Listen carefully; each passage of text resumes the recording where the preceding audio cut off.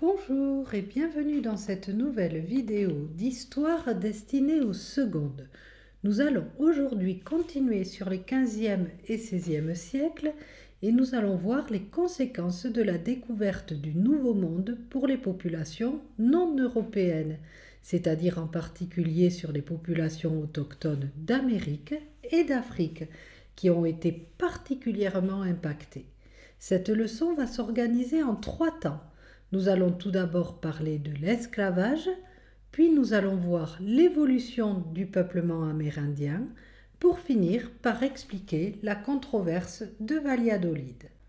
Commençons par examiner l'esclavage et les conséquences tragiques de la mise en place de la traite négrière dont nous avons parlé dans la précédente vidéo. Ce phénomène a entraîné une dépopulation significative dans certaines régions d'Afrique, avec des effets dévastateurs sur les sociétés africaines. Des millions d'hommes, de femmes et d'enfants ont été capturés et vendus aux armateurs européens pour aller travailler sur les plantations américaines. Cette dépopulation a eu des répercussions profondes sur les structures sociales et familiales des communautés africaines. Les sociétés africaines étaient organisées autour de liens familiaux et communautaires forts, qui ont été profondément perturbés par la capture d'esclaves, ce qui a entraîné des guerres entre les différents groupes, chacun cherchant à capturer des membres d'autres communautés pour les vendre. Ces conflits ont érodé la cohésion sociale et ont créé un climat de peur et d'instabilité. Pour bien comprendre l'essor du commerce des esclaves, il faut bien savoir ce qu'est l'économie sucrière en Amérique. L'économie sucrière désigne un système centré sur la production, le traitement et le commerce du sucre. La canne à sucre est principalement cultivée dans des régions tropicales, telles que les Caraïbes, où les conditions climatiques sont idéales pour sa croissance. Avec la demande croissante du sucre en Europe, les colonies ont vu leur production exploser. Pour répondre à cette demande, les colons ont mis en place de vastes plantations. Cependant, cette production de canne à sucre nécessitait une main-d'œuvre considérable. C'est ici que l'esclavage entre en jeu. Des millions d'Africains ont été forcés de travailler dans des conditions inhumaines sur ces plantations pour pallier à ce besoin de main-d'œuvre. Ils étaient souvent soumis à de longues heures de travail, sous un soleil brûlant, avec peu ou pas de repos et des traitements cruels. En plus du sucre, d'autres produits dérivés de la canne à sucre, comme le rhum ou la mélasse, ont été également produits dans le cadre de l'économie sucrière. Ces produits ont joué un rôle important dans le commerce transatlantique et ont contribué à l'enrichissement des colonies. Le rhum est un alcool fort issu de la canne à sucre et la mélasse est le liquide épais, sirupeux qui reste après l'extraction des cristaux de sucre. Voyons maintenant les principales régions productrices de sucre au XVIe siècle. Tout d'abord, le Brésil, colonisé par les Portugais, était le principal producteur de sucre au XVIe siècle. Les plantations de canne à sucre dans la région du Nord-Est ont été établies dès le début de la colonisation. Le climat idéal et la richesse des sols ont favorisé une production intensive, faisant du Brésil le premier producteur mondial. Ensuite, Hispaniola, qui deviendra plus tard Saint-Domingue sous la domination française au XVIIe siècle, a été l'une des premières colonies à cultiver la canne à sucre. Ces conditions climatiques favorables ont permis un essor rapide de la production, attirant ainsi encore plus de colons européens et de main-d'œuvre esclave venus d'Afrique. Enfin, la Jamaïque, colonisée par les Anglais à la fin du XVIe siècle, est devenue une autre importante colonie sucrière qui a exporté d'énormes quantités de sucre vers l'Europe. Ainsi, ces régions ont non seulement contribué à la production de sucre, mais elles ont également été des centres névralgiques pour l'exploitation esclavagiste. En effet, une grande partie des esclaves venus d'Afrique étaient affectés aux plantations de canne à sucre, où ils travaillaient de longues heures. Ces journées de travail épuisantes étaient souvent effectuées sans repos suffisant, et la nourriture qui leur était fournie était généralement médiocre, insuffisante pour maintenir leur santé. Ce manque de nutrition et de repos a entraîné un taux élevé de maladies et de mortalité parmi les esclaves. En dehors des heures de travail, les esclaves vivaient dans des conditions très rudimentaires. Ils étaient logés dans des cabanes, en bois ou en terre battue, souvent surpeuplées et mal ventilées. Les conditions sanitaires étaient désastreuses, avec peu ou pas d'accès à l'eau potable et des infrastructures d'assainissement rudimentaires. Cela a également contribué à la propagation de maladies. Enfin, pour maintenir l'ordre et la discipline sur les plantations, les esclaves étaient soumis à un contrôle strict. La violence physique était fréquemment utilisée comme moyen de répression et de soumission. Les propriétaires de plantations et les surveillants qu'ils employaient n'hésitaient pas à infliger des punitions sévères, allant de la flagellation au meurtre, pour dissuader toute forme de rébellion ou de désobéissance. Ce climat de peur a non seulement miné l'esprit et la volonté des esclaves, mais a également empêché l'émergence de toute forme de résistance organisée. Malgré les conditions difficiles qu'on vient de voir et l'oppression systématique, les esclaves ont réussi à conserver des éléments de leur tradition culturelle et religieuse africaine. Cette résistance culturelle a non seulement enrichi leur propre vie, mais a également eu un impact durable sur la société américaine contemporaine. En effet, ils ont conservé des pratiques religieuses, des coutumes ou des savoir-faire artisanaux. Pour beaucoup, ces traditions ont servi de source de force et d'identité dans un contexte d'oppression. L'influence de ces traditions est toujours visible dans divers aspects de la culture américaine d'aujourd'hui. La musique, par exemple, a été profondément impactée par les rythmes et les styles africains, donnant naissance à des genres tels que le jazz, le blues, le gospel. Ces genres musicaux sont des moyens de raconter l'histoire et de partager l'expérience vécue des Afro-Américains. De même, la danse, comme sur l'illustration ici, a été un autre vecteur de transmission culturelle, avec des styles qui trouvent leurs racines dans les danses africaines traditionnelles.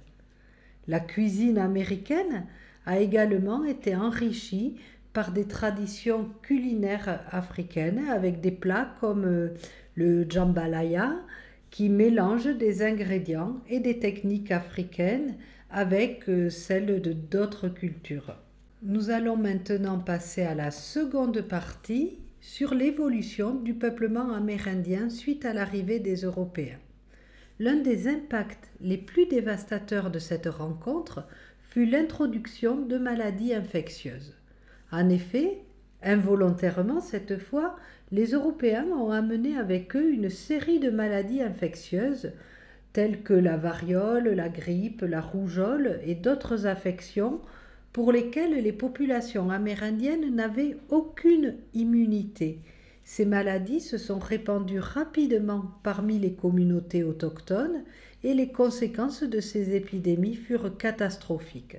Dans certaines régions, il est estimé que jusqu'à 90% de la population amérindienne a été décimée par ces maladies dans les décennies suivant l'arrivée des Européens. La perte de tant de vies a non seulement entraîné une chute démographique dramatique, mais a également perturbé les structures sociales, familiales et culturelles des communautés amérindiennes. La maladie a également eu pour effet de rendre certaines communautés plus vulnérables face à l'expansion coloniale. Avec la diminution du nombre de personnes, les groupes amérindiens ont perdu une partie de leur capacité à résister à l'invasion des Européens sur leurs terres. Pour mieux comprendre l'évolution du peuplement amérindien, concentrons-nous sur un exemple précis, la population aztèque. Cette civilisation, qui était l'une des plus avancées d'Amérique avant l'arrivée des Européens, a subi des pertes humaines tragiques suite à des épidémies de variole. Cette maladie, introduite par les conquistadors, a eu un impact catastrophique sur une population qui n'avait développé aucune immunité contre elle. Les estimations montrent que la population aztèque a diminué de manière alarmante avec une perte d'environ 80% dans les décennies suivant la conquête.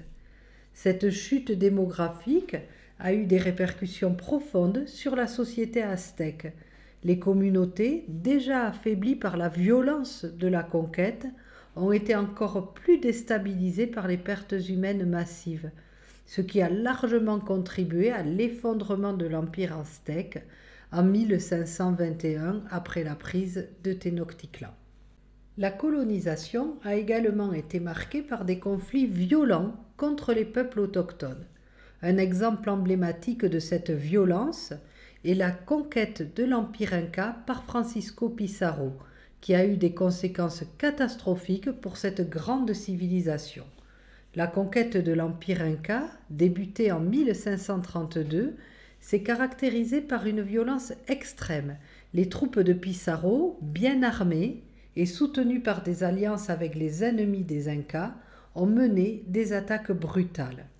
Ces attaques ont entraîné des massacres de populations locales. En plus des pertes humaines, les conquistadors ont également détruit des temples et des sites sacrés, ce qui a non seulement affecté la spiritualité des Incas, mais a également effacé des éléments clés de leur patrimoine culturel. Après la conquête, les Espagnols ont instauré des systèmes d'exploitation pour maximiser leurs profits. L'encomienda en est un exemple poignant. Ce système permettait à un colon espagnol de recevoir un groupe d'Amérindiens sous sa protection en échange de leur travail forcé dans les mines ou les plantations. De nombreux Incas survivants ont été ainsi réduits en servitude, contraints de travailler, souvent dans des conditions inhumaines, dans des mines d'argent où la mortalité était très élevée ou dans les plantations. Pour terminer notre leçon, nous allons aborder la controverse de Valladolid, un débat qui a eu lieu en Espagne entre 1550 et 1551 et qui concernait le traitement réservé aux populations indigènes des Amériques après la conquête espagnole. La controverse de Valladolid s'est déroulée dans un contexte où les abus et les violences commis contre les populations autochtones étaient de plus en plus dénoncés. Les récits de souffrances infligées aux Amérindiens par les colonisateurs espagnols ont suscité une prise de conscience chez certains membres de l'Église et de la noblesse en Espagne, qui ont commencé à questionner la légitimité de ces pratiques. Cette controverse oppose particulièrement deux figures importantes. La première est Juan Rines de Sepúlveda, un philosophe et théologien qui soutenait que les Indiens étaient des barbares, qui avaient besoin d'être civilisés par les Espagnols. Pour lui, la guerre et la conquête étaient justifiées, car elles permettaient d'apporter la culture chrétienne et la civilisation aux peuples autochtones. Son point de vue reflète une vision colonialiste où l'usage de la force était justifié au nom de la civilisation. Face à lui, Bartolomé de las Casas est un moine dominicain qui défend les droits des Indiens. Il s'opposait fermement à la violence et à l'esclavage infligés aux peuples autochtones. Il affirmait que ceux-ci avaient des droits égaux et qu'ils devaient être traités avec respect et humanité, comme tous les autres êtres humains. Son plaidoyer mettait en avant l'idée que les populations autochtones étaient dotées d'âme et comme les autres êtres humains, elles méritaient dignité et protection. La controverse de Valladolid, comme son nom l'indique, s'est tenue à Valladolid, qui est une ville du nord-ouest de l'Espagne où des débats publics ont été organisés pour discuter des idées sur le traitement des populations indigènes des Amériques. Ce débat reflète les tensions entre les idéaux humanistes qui émergeaient à cette époque en Europe et les pratiques coloniales souvent violentes et exploitantes.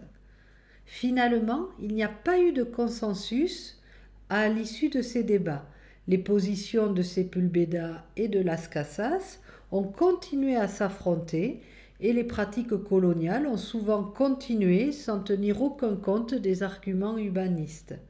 Cela a montré que malgré une prise de conscience croissante des droits humains, les impératifs économiques et politiques de l'époque ont souvent prévalu sur les préoccupations éthiques.